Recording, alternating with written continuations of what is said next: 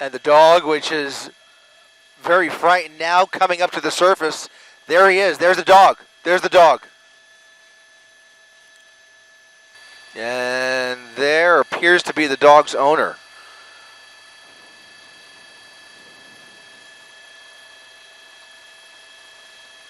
What a relief. Yeah, this is about a 15-foot deep hole that a dog had fallen into. The dog was blind. This is a construction zone.